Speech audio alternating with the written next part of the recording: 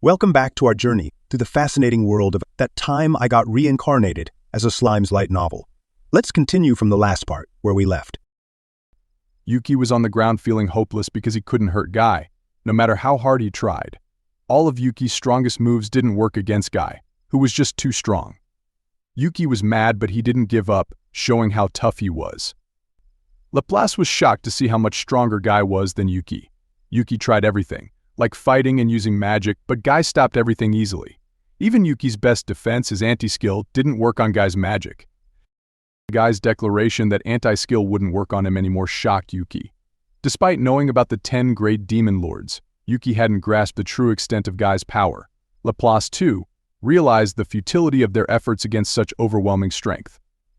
No tactic could defeat Guy, and even Yuki, who was more powerful than Laplace, was effortlessly defeated. Realizing escape was unlikely, Laplace contemplated making the ultimate sacrifice. However, he maintained his calm demeanor and approached Guy, suggesting that their allegiance to Yuki was no longer binding since he had been defeated. Guy's reaction was one of surprise. Laplace's sudden betrayal plan startled everyone. He knew Guy's reputation for arrogance and disdain toward the weak, which could easily lead to Laplace's demise. However, Laplace hoped his betrayal would divert Guy's attention, allowing Yuki to escape. Despite the betrayal, Laplace trusted Yuki to understand his motives, knowing their bond as friends and clients. Footman's impulsiveness and Tyr's timidity were factors in Laplace's decision to sacrifice himself, believing they would ensure Yuki's safety. Thus, Laplace resolved to make the sacrifice for the sake of his friends. Laplace's attempt at betrayal was evident to everyone, but he hoped it might distract Guy enough to facilitate their escape. However, Guy remained unfazed by Laplace's actions, prompting Laplace to continue his attempt to survive. Just as he was about to speak again, Yuki, despite his injuries, stood up, surprising everyone. Feeling both resigned to his fate and consumed by anger and disappointment in himself, Yuki couldn't help but ponder Laplace's unexpected actions. He realized Laplace's betrayal was merely a facade, a testament to his unwavering trust in Yuki despite his mistakes. This realization stirred conflicting emotions within Yuki, along with a desire for more power. Suddenly, he heard a voice offering him unimaginable strength, tempting him with the promise of achieving even world conquest. Confused and uncertain, Yuki was faced with a crucial decision to make. The voice's offer unsettled Yuki greatly, prompting him to firmly reject any assistance from an unknown entity. He was determined to achieve his ambitions through his own efforts alone. As the voice fell silent, Yuki remained focused on the pressing matter at hand, deciphering Guy's intentions. Guy's reluctance to kill Yuki and his friends hinted at a deeper purpose, perhaps related to Veldora's war power. Yuki realized that navigating this situation would require cunning and strategy, and he resolved to take charge of the situation himself rather than burdening Laplace. Yuki pushed his hair back and smiled, even though things looked bad. He bravely asked Guy why he didn't want to hurt them. Yuki was sure of himself even though Guy was much stronger. Guy found Yuki's guess interesting but said nothing. Yuki wasn't scared off. He made a deal with Guy help him and they'd be free. In an unexpected turn, Yuki proposed to Guy that instead of challenging him, they should focus on conquering the world together, starting with the Eastern Empire. This surprised Footman, Tyr, and Laplace, leaving Laplace feeling helpless as he had just prepared himself to sacrifice. With Yuki taking the lead in negotiations, Laplace felt a cold sweat down his spine, realizing that Yuki's boldness might be their only hope. Despite being battered and barely standing, Yuki remained defiant, refusing to back down even in the face of potential death. Guy, amused by Yuki's audacity, grinned ominously, prompting Yuki to assert his determination to surpass him someday. Yuki chose to talk things out instead of just asking Guy to spare them, which was a clever move. He knew that making a deal was better than pleading. They talked about how taking down the Eastern Empire could be good for both of them.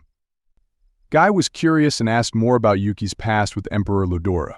Yuki, not telling the whole truth, shared a plan to secretly use the Empire's power for his own plans. Guy realized what Yuki was up to and pointed out that Yuki wanted to use the Empire's strength against Leon and Rimuru. Guy fixed his gaze on Yuki, seemingly understanding everything. Yuki didn't hold back, boldly declaring his intentions to conquer all, including Guy. He knew the risks but decided to play his own game rather than follow Laplace's lead. Surprisingly, Guy appreciated Yuki's audacity, likening him to a joker card shaking up the game. Impressed by Yuki's courage, Guy decided to let them go unharmed. Though Yuki never learned Guy's true mission, he was grateful for their safety as they left the scene without any further trouble, accompanied by the silent agreement of Rain and Maiziri. Once Guy was gone, Yuki and his friends met up with Kigali's team. Even though they felt safe, they were eager to leave the area quickly. When they saw Kigali waiting for them, Laplace couldn't contain his disbelief at Yuki's bold declarations to Guy, a formidable opponent. Tear also expressed her surprise and relief that they were allowed to leave unharmed. Footman, however, had unwavering faith in Yuki's abilities. Yuki, exhausted from the ordeal, defended his actions, stating that it was the only way they could have survived. Despite Laplace's skepticism, Yuki's plan had succeeded, and he didn't want to hear any complaints about it. The damage Yuki endured wasn't just physical, it deeply affected him emotionally. He lay down, signaling that he didn't want to discuss it further. Laplace and Tyr then explained the situation to Kigali, who was astonished that Yuki had faced Guy and survived. As Yuki rested, he pondered the mysterious voice he heard during the battle, wondering if it was a split personality or something else. Then his thoughts turned to his recently acquired skill, avarice, which seemed to grow stronger based on his desires. However, even avarice had no effect against Guy's overwhelming magic. Yuki realized he needed to understand how Guy's magic surpassed his own skills.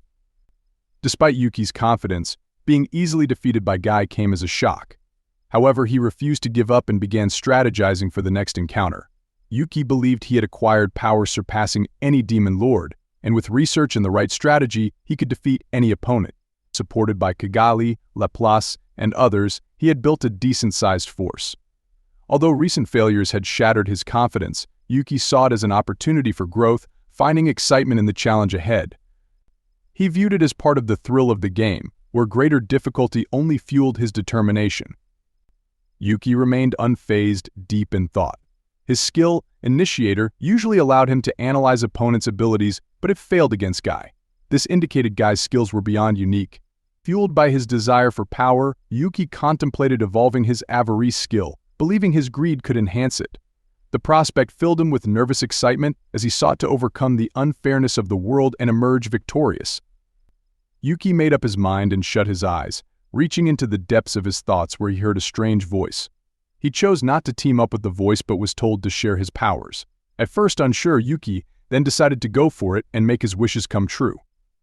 His determination grew stronger, and his special ability, Avarice, turned into Mammon, the Lord of Greed. Yuki smiled, ready to use his new, powerful magic, becoming one of the strongest magic user ever. That's it for today, guys, and thanks for watching the video. Stay tuned for next chapter. Until then, goodbye.